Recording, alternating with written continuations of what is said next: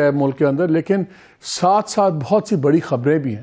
یہ ہفتہ لگ رہا ہے کہ پاکستان کی سپریم کورٹ میں بہت کچھ ہونے والا ہے اور اس کا پاکستان کی سیاست پہ گہرے اثرات بھی ہوں گے۔ جس طرح آج انڈیا میں ایک بڑا خوفناک فیصلہ ہے، انڈین سپریم کورٹ نے کشمیر کا جو متنازع فیصلے تھا آرٹیکل 370 جس میں اسپیشل سٹیٹس تھا انڈین کانسٹیٹیوشن میں، اس کو اڑا کے رکھ دیا اور ایک کلیئر میسج آ گیا ہے کہ جو انڈین سپریم کورٹ ہے، جس کا پہلے بڑا نام ہوتا تھا، اس کے فیصلے یہاں بھی ہماری عدالتیں کوٹ کرتی تھیں، وہ بھی بالکل ایگزیکٹو کی ایک برانچ بن گئی ہے۔ اور یہ فیصلہ وہاں ہو گیا ہے کہ جو ہندتوا ہے اب وہ خالی مودی اور سرکار نہیں ہے، ان کی سپریم کورٹ بھی اسی کا شکار ہو گئی ہے۔ اور اس فیصلے میں اب کشمیر میں ایک بار پھر تصادم اور جو ہے انتشار زیادہ پھیلے گا، کیونکہ اب کشمیریوں کے پاس کوئی آپشن نہیں رہا۔ اور یہ میسج ایک اور بھی گیا ہے دنیا کو، جیسے فلسطین کے اندر، غازہ کے اندر جو اسرائیل کر رہا ہے، جو وہاں پہ تباہی و بربادی اور قتل عام ہو رہا ہے اور یو این کو جوتی کی نوک پہ رکھا ہوا ہے، آج انڈیا نے بھی یو این کی تمام ریزولوشن کو جوتی کی نوک پہ رکھ دیا۔ اور میسج بڑا کلیئر ہے دنیا کے لیے کہ اگر آپ کے پاس طاقت ہے، اگر آپ معاشی طور پہ مضبوط ہیں، تو بھاڑ میں گئے یونائٹڈ نیشنز، بھاڑ میں گئے دنیا کے اصول، اپنی طاقت سے اپنی بات منوائیں۔ پاکستان میں کیا ہو رہا ہے؟ پاکستان میں ہم اسی بات میں ابھی تک پھنسے ہوئے ہیں، کس نے نکالا، کس نے کیوں نکالا، کس کا احتساب ہوگا، کس کا نہیں ہوگا۔ اور اس لیے میں خیال میں کہ وہاں پہ تو انڈین سپریم کورٹ نے جو کر دیا ہے، اب دیکھنا ہے کہ پاکستان کی سپریم کورٹ میں آنے والے دنوں میں کیا کچھ ہونے والا ہے۔ میں اگلے 4-5 دن کی آپ کے ساتھ چیزیں شیئر کر دوں تو آپ کو اندازہ ہو جائے گا۔ کل تو ایک ریفرنس ہے جو پریزیڈنٹ زرداری نے اپنے زمانے میں بھیجا تھا سپریم کورٹ کو، اور وہ تھا ذوالفقار علی بھٹو کے جوڈیشل مرڈر کے اوپر۔ تو وہ کل بڑا ہائی پروفائل ایک ریفرنس سن رہے ہیں، وہ تو چلیں تاریخ کی درستگی ہوگی، لیکن 2-3 کیسز بڑے انٹرسٹنگ ہیں۔ 13 دسمبر کو یعنی کہ 2 دن بعد ملٹری کورٹس والا پھر پٹیشن لگ رہی ہے، جس کے اندر پہلے فیصلہ ہوا تھا کہ کسی سویلین کا ملٹری کورٹ میں ٹرائل نہیں ہو سکتا۔ یہ لگ رہی ہے 13 کو۔ اس کے اوپر بھی ایک جھگڑا پڑ گیا۔ آج جسٹس اعجاز الحسن صاحب نے بھی ایک خط بھیج دیا ہے سیکرٹری سپریم کورٹ کو، جس میں انہوں نے کہا کہ یہ بینچ بھی غلط بنا ہے۔ انہوں نے کہا کہ میں نے طے کیا ہوا تھا ہمارا چیف جسٹس صاحب کے ساتھ کہ 7 ممبر بینچ ہوگا اور سینیورٹی کے لحاظ سے ججز بنیں گے، لیکن اب مجھے پتہ لگا ہے کہ اب بینچ 6 بندوں کا بینچ بن گیا ہے۔ یہ بھی نہیں بتایا گیا کہ سینیورٹی میں کون ہے، کیا اس کے مطابق بن رہا ہے یا نہیں بن رہا۔ اور سیکنڈلی کہ جو کمیٹی جس کا جسٹس فائز عیسیٰ چیف جسٹس صاحب نے بڑا بار بار کہا تھا کہ اب کمیٹی فیصلے کرے گی کہ پینل کیسے بنیں گے، ججز بینچ کیسے بنیں گے، اس نے کہا اس کمیٹی کا اس میں بھی کوئی نہیں رول رہا۔ اور جو جسٹس مظاہر نقوی کی پٹیشن ہے اس کے اندر بھی یہی چیز ہوئی ہے کہ وہ بھی کمیٹی نے نہیں کیا۔ تو یہ بینچ بننے سے پہلے ہی جسٹس اعجاز الحسن جو فیوچر چیف جسٹس ہیں، انہوں نے اس پہ سیریس سوالات اٹھا دیے ہیں۔ اینی وے یہ تو ہے جی 13 دسمبر کو۔ 15 دسمبر کو مظاہر نقوی صاحب کا، اور 15 کو جسٹس شوکت عزیز، یہ بڑا انٹرسٹنگ کیس ہے۔ جسٹس شوکت عزیز کو ہٹائے گئے، آپ کو پتہ ہے راولپنڈی ہائی کورٹ کے جج تھے۔ یہ وہی جج ہیں جنہوں نے پھر اپنے یہ بھی الزام لگایا کہ اس وقت کے ڈی جی ISI جنرل فیض حمید ان کے گھر آئے اور انہوں نے کہا کہ آپ نے ان کو ڈسکوالیفائی کرنا ہے، مریم کو اور نواز شریف صاحب کو، ورنہ ہماری 2 سال کی محنت ضائع ہو جائے گی۔ اب فائز عیسیٰ صاحب نے یہ لگا دیا ہے کیس۔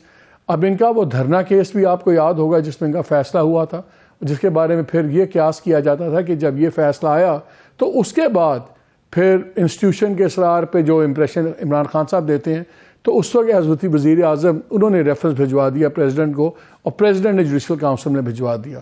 تو دھرنا کیس، پھر فیض حمید، اب جسٹس شوکت عزیز، اب اگر یہ بھی بینچ آتا ہے پھر بڑا انٹرسٹنگ ڈیولپمنٹ ہوگی کہ کیا اس میں جنرل فیض حمید کو بلایا جائے گا، کیا ان کے خلاف کوئی اسٹرکچر پاس کیا جائے گا، اور اگر دیا جاتا ہے تو کیا ایک نیا راؤنڈ شروع ہوگا انسٹیٹیوشن اور جوڈیشری سپریم جوڈیشری کے کانفلکٹ کا کہ نہیں ہوگا۔ پھر اس کے ساتھ آج ایک اور کیس سنتے ہوئے جسٹس فائز عیسیٰ صاحب نے ایک اور بات کی۔ انہوں نے کہا اس بات کا بھی اب فیصلہ ہوگا کہ ہو جانا چاہیے کہ یہ جو ایشو بنا ہوا ہے آرٹیکل 62(1)(f) جس کے تحت نواز شریف صاحب نااہل قرار دیے گئے تاحیات سپریم کورٹ نے، بینچ نے، اور پھر بعد میں گورنمنٹ نے، PDM گورنمنٹ نے الیکشن ایکٹ میں ایک ترمیم کی، امینڈمنٹ کی، اور اس میں اس کے مطابق اس کی میعاد 5 سال کر دی گئی۔ تو اس میں 2-3 سوال تھے کہ کیا یہ ریٹروسپیکٹو پیچھے سے بھی امپیکٹ ہوگا، اور دوسرا کیا اب ریٹرننگ آفیسر الیکشن ایکٹ کے تحت ان کا نامزدگی لے گا یا اس کو سپریم کورٹ کی طرف دیکھنا پڑے گا۔ تو وہ ایک آخری ہرڈل ہے، ایک آخری رکاوٹ تھی نواز شریف صاحب کے الیکشن لڑنے کی اور واپس چوتھی دفعہ وزیر اعظم بننے کی، جیسے کہا جا رہا ہے. تو آج سپریم کورٹ کی چیف جسٹس صاحب نے کہا کہ اس کو بھی ہم میٹر کو پہلے ڈیسائیڈ کریں گے.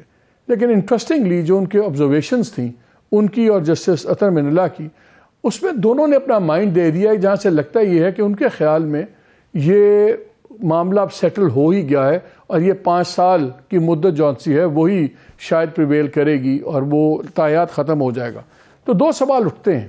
ایک تو یہ ہے کہ کیا ابھی آن دیئر اون یہ چیف جسٹس صاحب کا بنتا تھا انیشیٹو جب وہ کہہ رہے تھے کہ ہمیں خود فیصلے نہیں کرنے چاہیے، پٹیشنز آئیں تو کریں.